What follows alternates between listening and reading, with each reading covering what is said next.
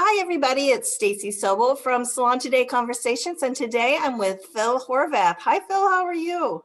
I'm great, Stacy. How you doing? I'm good. I've known you for years and years.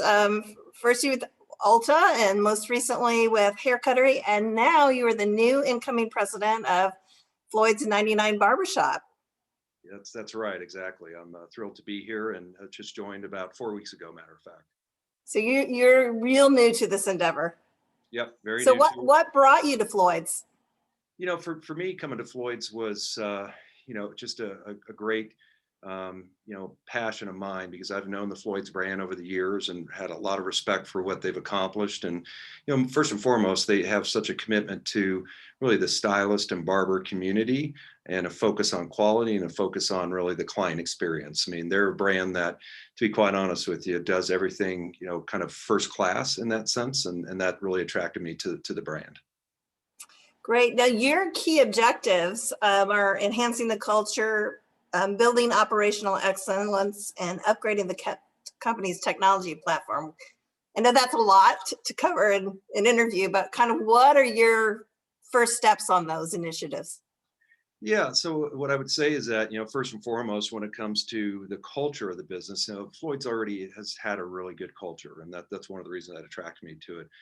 But at the same time, culture is something that is fostered and something that you continue to develop. And I think that there's some opportunities for us here to continue to even take it to a higher level in that sense, because, I think with what everybody's gone through the last 12 months of the pandemic and the challenges that we've faced, I think people really want to work with organizations and be part of an organization that's committed to them, committed to their development, committed to their growth, and committed to being a part of a community, right? In that sense, I think COVID in some ways has brought us closer together, and this organization has always valued individualism, and that's something that we really want to put at the forefront of.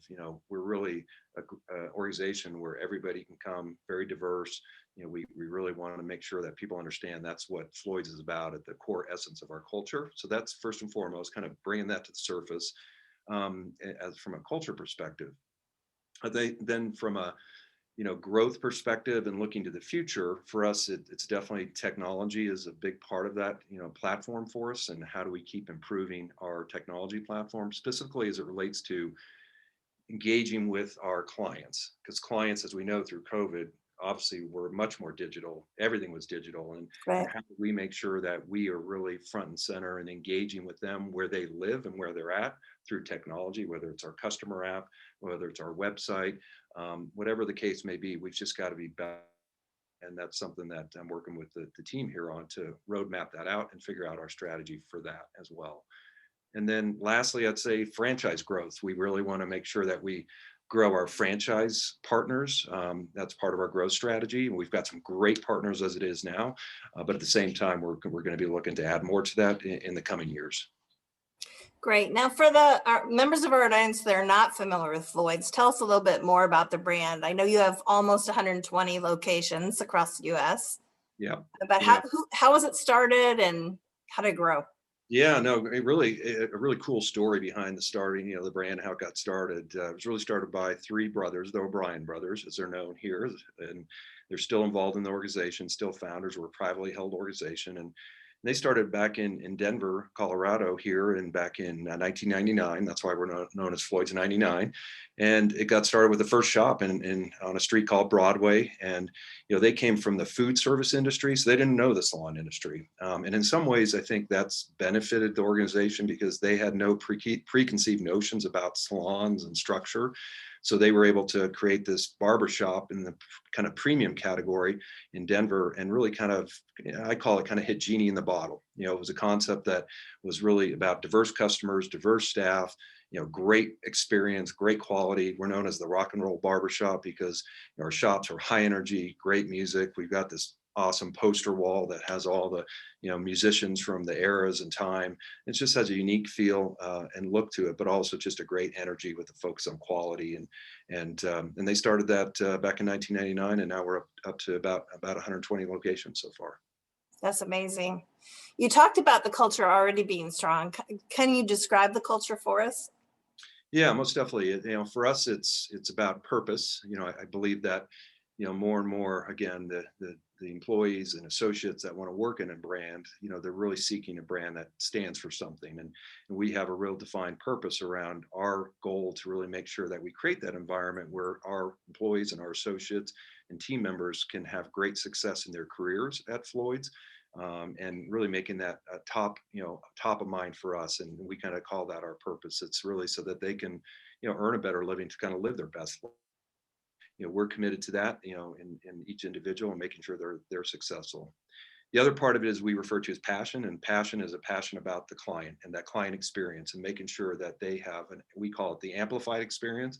It's kind of relates to music in a sense. We really want to amp up that experience and they feel that energy, but they also feel that they are touched as an individual and their services catered to them so that they feel, great when they leave our shops. And then, finally, it's important that we really define our values as an organization. And that's something that, the company's always had those.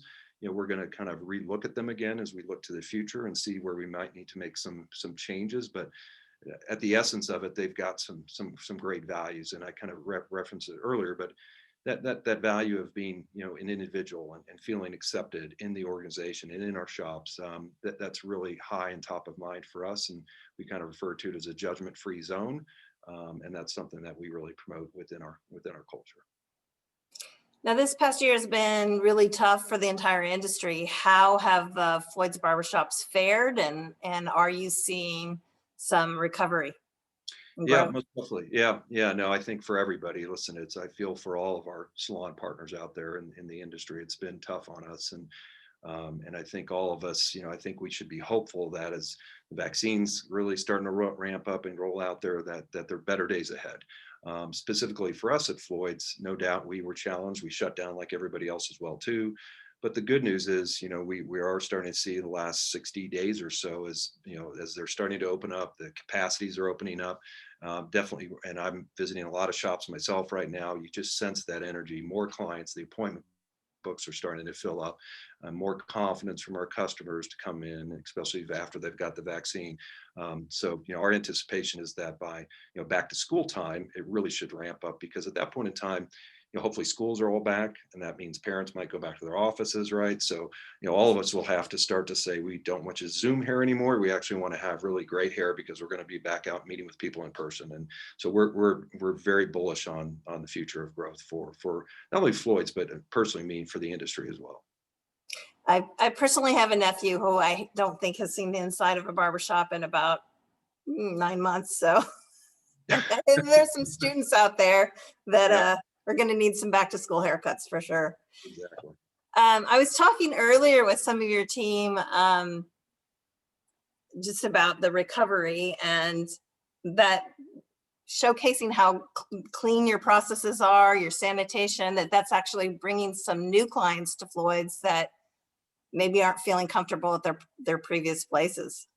Yeah. No, I think, listen, I think, as a salon business, we've always had sanitation, but definitely through COVID, it really ramped it up now with the team's focus and energy around that and really fine detail around that. And we take that very serious. I mean, our whole experience is so important to us, and we measure our service scores, very much closely every single day. And part of that is how they view sanitation now. That's just an expectation from a customer, right? Whereas maybe before they could kind of turn an eye to that. Now it's kind of table stakes. And so for us, it's important that that's high on our list because I think there are going to be more customers that are new to our business looking for new salons because they are coming back out and they're doing a search for a business, and if we can be the one that they look to because we have those high standards, I think we'll benefit from that for sure. And now they're looking with a closer eye at cleanliness standards as part of what they're judging the criteria on your salon or your barbershop. So it's Yeah, become most much more important. So I know you've got some key objectives, but what do you think is next for Floyd's? Yeah, I think what's next for Floyd's is this year, it's the balance of this year, 2021, is just continuing to grow the business, come back to life, and really focus on, definitely our leadership teams, training them, making sure they're focused on growing their teams.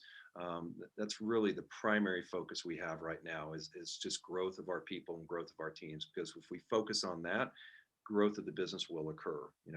It's all about, if you have happy people that are totally, committed to what's going on, and growing their business, our business overall grows. So that's first and foremost. And then I'd say the other part of it is, for us, is now starting to plan for 2022 and beyond, because it's important that we're all able to pivot, and because we never could have planned that you would be coming out of you'd have to almost restart your business and grow it again. And so we have a great opportunity now to say, what does 2022 look like and beyond, and start planning for that.